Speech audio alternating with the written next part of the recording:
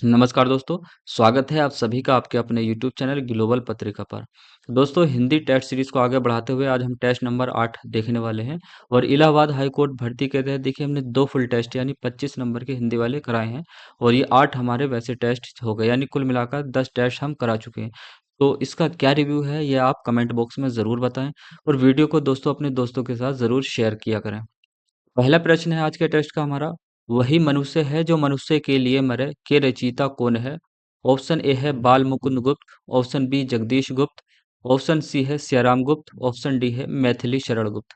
मैंने दोस्तों आपको बतलाया था जैसे आप टेस्ट करने के लिए बैठे तो अपने पास एक रफ कॉपी लें और देखिए जैसे मैं प्रश्न यहाँ पर पढ़ता हूँ आप उसका आंसर लगा लें और जैसे ही मेरे बताने के बाद देखें वो सही है या गलत और बाद में आकलन करें आपके कितने प्रश्न सही हो रहे हैं, ठीक है?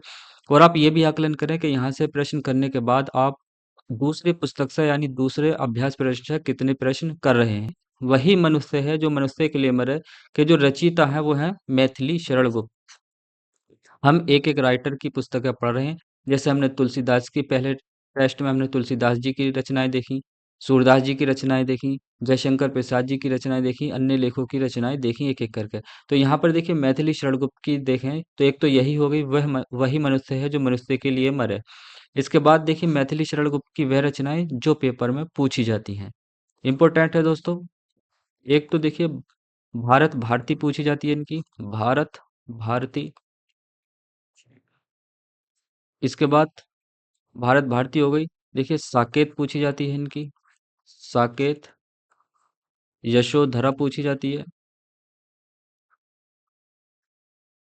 और पंचवटी पूछी जाती है। एक है दोस्तों जयद्रथ वध, जयद्रथ वध। तो ये इनकी ऐसी पुस्तकें हैं, ऐसी रचनाएं हैं जो पेपर में पूछी जाती हैं। इसकी मैथिली शरण गुप्त जी की एक तो यही हो गई वही मनुष्य है जो मनुष्य के लिए मरे और भारत भारती हो गई, साकेत हो गई, यशोधरा, पंचवटी, जयद्रथ वध। इनको याद रख लेंगे, ठीक। अगला प्रश्न है उर्वशी किसकी रचना है? देखिए उत्तर प्रदेश पुलिस कांस्टेबल 2018 में आया हुआ प्रश्न है, स्टार लगा लेंगे। इसको पढ़ने से पहले देखिए दोस्तों आज है 7 नवंबर 2024, कल था 6 नवंबर 2024 और उसमें मैंने एक प्रश्न पूछा था कि कामायनी के रचनाकार कौन है? तो उसमें रामधारी सी दिनकर भी ऑप्शन में थे और जयशंकर प्रसाद जी।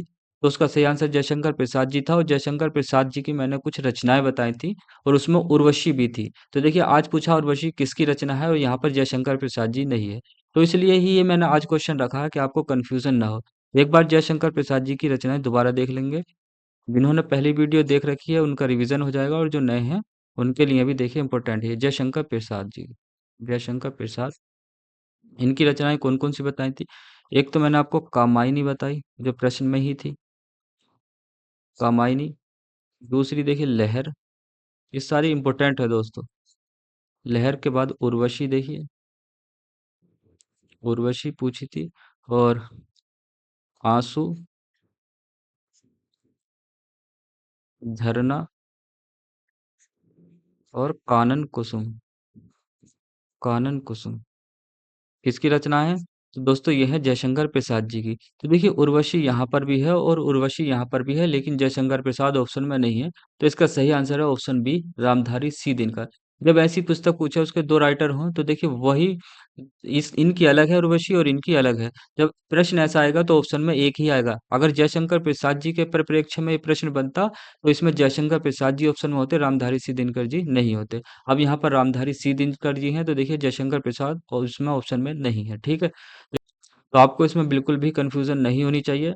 अगर देखिए ऑप्शन में रामधारी सी दिनकर जी हैं तो जयशंकर प्रसाद जी नहीं है। जयशंकर प्रसाद जी के परिप्रेक्ष्य में पूछा जाता तो रामधारी सी दिनकर जी ऑप्शन में नहीं होते, ठीक। अगला प्रश्न है दोस्तों, रौद्र रस का स्थायी भाव क्या है? ऑप्शन ए है वीभत्स, ऑप्शन बी भयानक, ऑप्शन सी क्रोध, ऑप्शन डी वीर। देखिए रस की हम बात करें तो रस का जो शाब्दिक अर्थ होता है वो होता है आनंद, आनंद। देखिए रस का सर्वप्रथम उल्लेख की हम बात करें, सर्वप्रथम उल्लेख, तो दोस्तों सर्वप्रथम उल्लेख रस का भरत मुनि ने किया था, भरत मुनि। और भरत मुनि ने कौन से ग्रंथ में? तो इनका ग्रंथ है प्रमुख, भरत मुनि का ग्रंथ है नाट्य शास्त्र। अनेकों बार ये प्रश्न पूछा गया नाट्य शास्त्र के रचयिता